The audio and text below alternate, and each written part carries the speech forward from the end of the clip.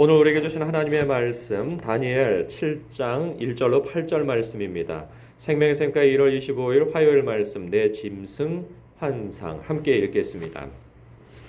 바벨론 벨사살 왕 1년의 원년에 다니엘이 그의 침상에서 꿈을 꾸며 머릿속으로 환상을 받고 그 꿈을 기록하며 그 일의 대략을 진술하니라.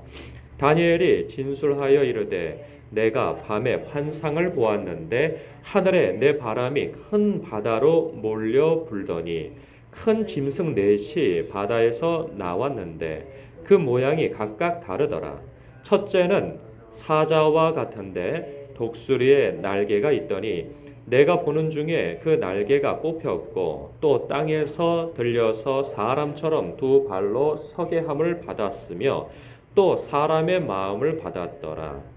또 보니 다른 짐승 곧 둘째는 곰과 같은데 그것이 몸 한쪽을 들었고 그 입에 이사이에는 새 갈빗대가 물렸는데 그것에게 말하는 자들이 있어 이르기를 일어나서 많은 고기를 먹으라 하였더라. 그 후에 내가 또 본즉 다른 짐승 곧 표범과 같은 것이 있는데 그 등에는 새의 날개 넷이 있고 그 짐승에게 또 머리 넷이 있으며 권세를 받았더라. 내가 밤 환상 가운데에 그 다음에 본 넷째 짐승은 무섭고 놀라우며 또 매우 강하며 또 쇠로 된 큰 이가 있어서 먹고 부서뜨리고 그 나머지를 발로 밟았으며 이 짐승은 전에 모든 짐승과 다르고 또 10뿔이 있더라.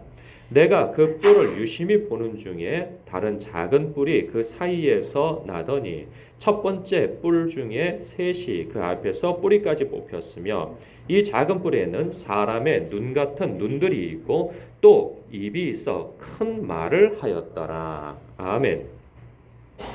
오늘 말씀을 묵상하시는 분들은 이 말씀을 도대체 어떻게 묵상해야 되나, 이게 도대체 무슨 말씀인가 싶을 겁니다. 좀 당혹스러울 거예요. 이런 말씀을 대할 때에는 이게 좀 봐야 할 게 뭐냐면 이 내용을 왜 썼는가라는 것을 좀 이렇게 좀 추적할 필요가 있습니다. 이 다니엘서는요, 이 최초 독자가 나라 잃고 이국만리에서 이 포로 생활하고 있는 이 이스라엘 백성들이에요. 그 이국 땅에서 얼마나 눌려 살았겠습니까? 그냥 이민을 간 것이 아니고 나라를 잃고 그 나라를 빼앗은 나라에 끌려가서 포로 생활을 하고 있으니 그 삶이 얼마나 척박하고 팍팍하고 그리고 눌려 살았겠습니까? 그렇게 뭐 여러 가지 위협 속에서도 살고 불평등한 것에 둘러싸여 살고 하나님의 백성들이 그 삶이 참으로 처참하고 보잘것없는 그러한 삶을 살았단 말이죠. 그러한 때에 다니엘서는요, 굉장히 위로와 격려가 되는 말씀이 아닐 수 없습니다. 우리나라가 국력이 약할 때, 뭐 지금도 뭐 마찬가지겠지만, 지금 뭐 국력이 약한 것은 아니지만, 과거 국력이 약할 때 보면, 이 강대국과 어떤 스포츠 경기를 할 때 보면, 그 선수가 이렇게 막 승리할 때, 마치 내가 승리하는 것과 같은 그러한 이 대리만족을 느낀단 말이죠. 혹여라도 우리나라 선수가 지면 꼭 마치 내가 지는 것 같은 마음이 막 이렇게 든단 말이에요. 그냥 일체가 되어지는 거죠. 그 선수와.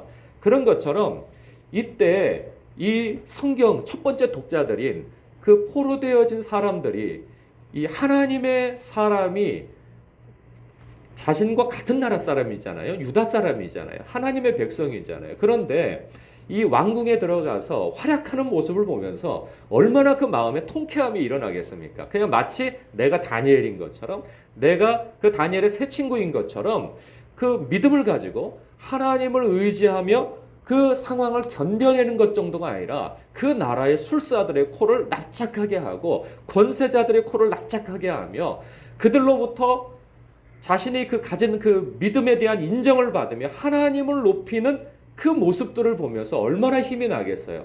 뿐만 아니라 하나님께서 그 배후에서 그 약하디 약한 제국 안에서의 유다 백성을 도우실 때 하나님의 큰 권능과 능력이 드러나는 것들을 보게 되어지잖아요. 그러면서 와, 우리 하나님이 세시구나 하는 것을 느끼면서 큰 위로와 격려와 힘을 얻는 거죠.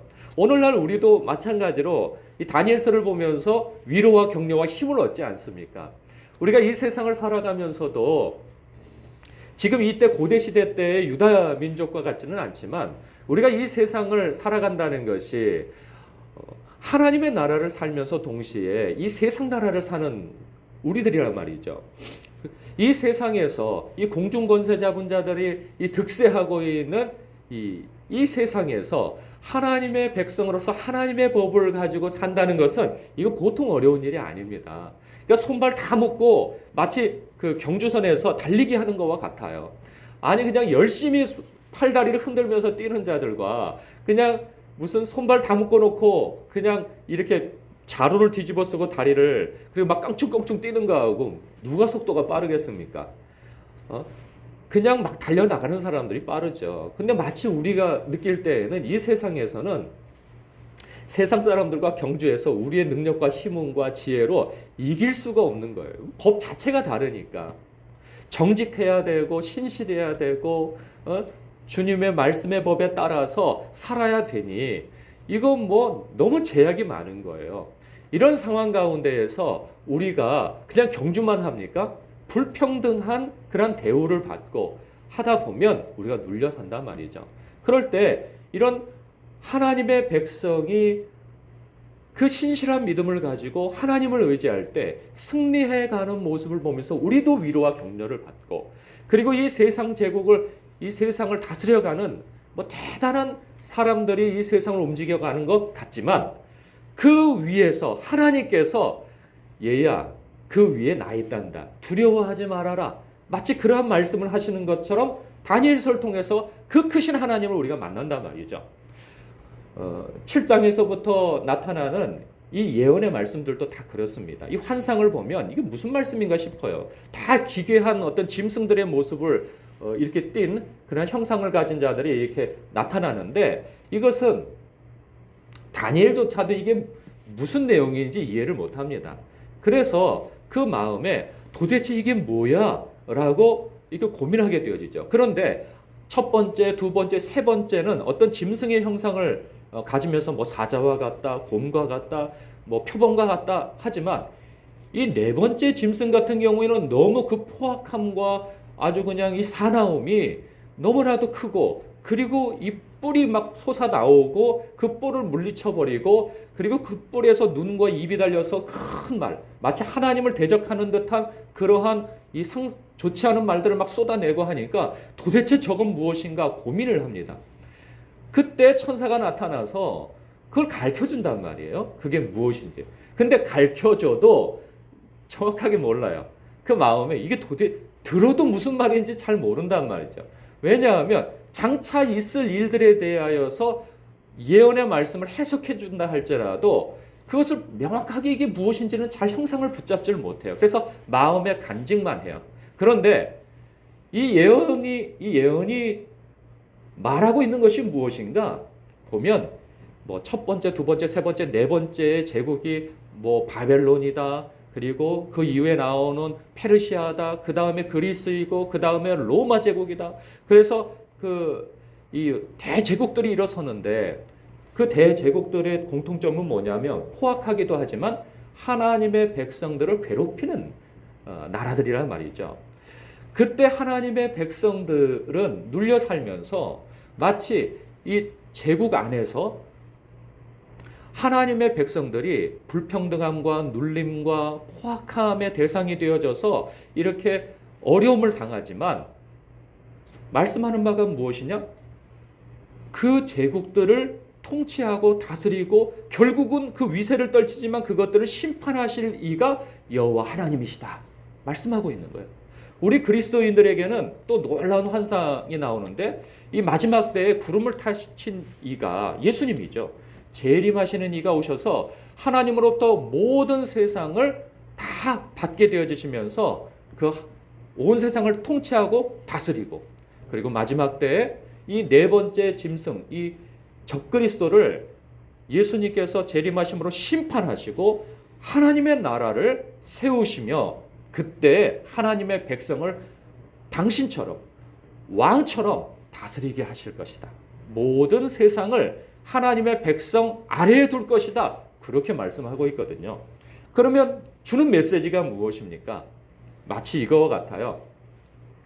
우리가 가끔 가다 보면 때를 놓쳐서 스포츠 경기를 볼 때가 있어요.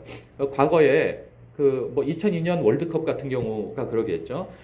모든 국민이 다 집중해서 보지만 어떤 나에게 주어진 어떤 일을 하다 보면 그 경기를 못 보는 때가 있어요. 그런데 그 다음날 막 난리가 나잖아요. 온 국민이 난리가 나고 막 뉴스가 나오고 사람들을 만나면 무슨 경기에서 기가 막히게 헤딩골을 넣었다. 그래도 나는 못 봤어. 근데 결과는 알잖아요. 그 결과가 뭐예요? 승리했다는 거예요. 승리했다는 거. 그런데 이제 그 경기를 보고 싶어서 이제 보잖아요. 결과는 알고 승리했다는 결과는 알고. 근데 이게 경기를 보니까 막 질 것 같은 거예요. 그냥 막 계속 밀리고 그리고 골도 미리 먹어버렸네. 아니 큰 기회가 있었는데 또 우리가 그 골을 놓치고 졌어. 이거를 처음부터 봤으면 졌어. 이거 틀렸어. 이렇게 하고 그냥 박차고 일어나겠지만 결과를 알잖아요. 승리했다는 거. 도대체 여기서 어떤 반전을 일으켜서 승리를 할까? 지금 우리 이 7장의 말씀이 우리에게 바로 그것을 주고 있는 거예요. 우리 주님께서 말씀하셨죠. 세상에서는 너희가 환난을 당하나 담대하라. 내가 세상을 이기었느니라. 너희들이 지금 지는 것 같은 경기를 뛰고 있는 것 같아도 너희의 결국은 내가 승리했기 때문에 너희들도 승리한 싸움을 싸우고 있어. 그러니 두려워하지 말고 눌리지 마. 그 말씀을 하고 있는 거라고요. 그러니 어떤 상황 가운데 놓였다 할지라도 그 상황을 믿음 안에서 견디고 무엇보다도 하나님을 의지하여 끝까지 주님 안에서 그 문제들을 맞닥뜨려 뒤로 물러나지 말고 주 안에서 그 문제들을 해결하고 승리해 나가라는 말씀을 하고 있는 것입니다. 힘을 내라. 눌려 살지 말라. 너희들이 복음을 전할 수 없는 상황일 것처럼 보이나 너희들은 나가서 나의 복음을 전해야 할 것이며 그리고 하나님의 나라의 백성으로서 어깨를 펴고 고개를 들고 그리고 힘있게 살아가라. 그 말씀을 하고 있는 것입니다. 이 말씀 안에서 여러분 위로와 격려와 힘을 얻으시길 주님의 이름으로 축복합니다. 기도하겠습니다.